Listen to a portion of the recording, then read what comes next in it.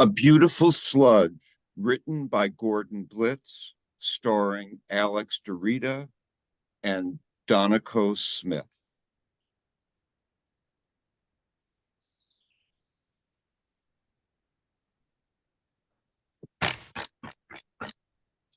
Who is it? Your neighbor below you. Water's coming from my ceiling. Do you have a leak? I am so sorry. My kitchen pipes are clogged and I was trying to fix them. I didn't realize it would affect your ceiling. Okay, why don't you let me in? Maybe I can help.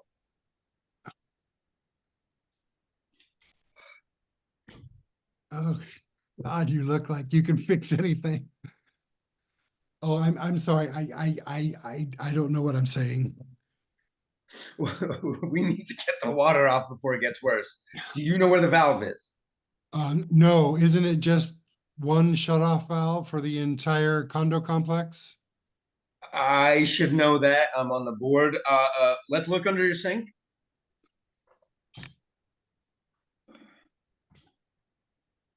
Oh, you've done it. You're a miracle man. Oh, but your clothes are wet. Let me get you a towel or something to clean up, maybe a shirt. You don't have to bother. I can just go back to my unit and clean up there. No, it's the least I can do. Just right here. Here, have a towel, a shirt. I can't believe we've never met. I've been living here for 6 months. I'm John. We must keep different hours. I'm Luke. Um, I really should get back to my place. I know it's late, but I'd like to make it up to you. Dinner? You pick the place. It's my treat. That's not necessary, but I would like something to drink. Do you have any wine? Yes. Boo. You scared me. I'm just playing with you. You seem so serious. I didn't hurt you, did I? Were you just showing off your muscles? I saw the way you were looking at me. And don't get all embarrassed. And don't think I'm some kind of narcissist, but I find my looks can be intimidating. You would not believe how many guys won't even approach me. They think I'm out of their league or some bullshit like I wish I had your problems. that. Why? You're good looking. Yeah, a bit thin, but you just need to bulk up. Are you trying to become my trainer? And what makes you think that? Oh, right. That's what people assume. I'm an accountant by day and a gym junkie by night. You probably have a boyfriend or maybe you're married. We broke up 6 months ago. Um, I'll tell you about it sometime. Right now, I just want to check my kitchen and then crash. I hardly got any sleep last night. I think I'm becoming an insomniac. Why don't you finish your wine and you can tell me about your ex? I hate talking about him. Mm, He called today, and it makes me spin out of control when I hear his voice. Bleh. What about you? Do you have a lover or an ex? nah, I just turned 50. I've never lived with anyone. Actually, hardly ever dated. I don't even think I've ever told anyone that I love them. I guess I didn't want to be disappointed if they didn't feel the same way. I suppose I'm risk aversive. At least that's what my insurance agent calls me. Really? That's hard to believe. There hasn't been anyone. Oh, I had crushes on people. That's all they were. I never followed up with anyone. When you mentioned that guys think they're out of your league and they don't want to talk to you, that's kind of how I feel.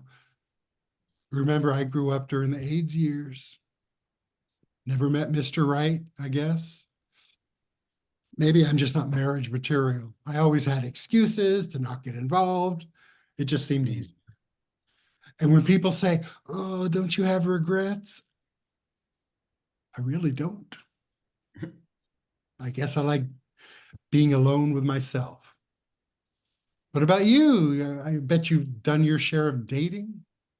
God, before I met Simon, I thought I was meeting Mr. Right all the time. I would date two guys at the same time. I couldn't imagine being monogamous with anyone until I got together with Simon 10 years So what went wrong? ago. I'm going to need another glass of wine. Tickle, tickle, tickle. You were such a flirt. I can't help myself. I just wanted some fun before I tell you my sad story.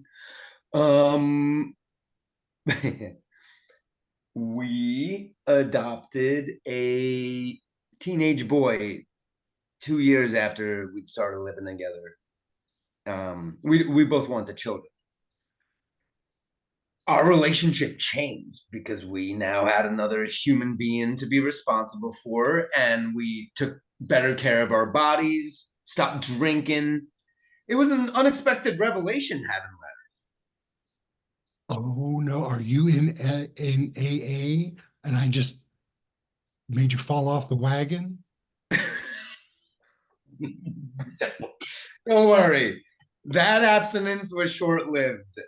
You'll see why. Um, uh, Larry turned out to be very difficult. I guess that's the risk with adoption. You never know. But by the time he was in high school, he Larry had almost been arrested numerous times, stealing, drunk driving, fighting. We we thought we were excellent parents, setting the best example. And it got so bad that we sent him to a boarding school in Northern California so he could finish his education.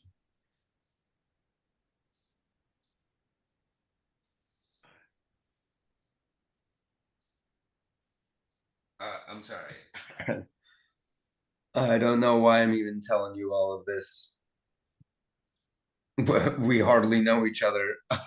You just have something so inviting about your manner. Did people tell you you're a good listener? Yes, so Yeah.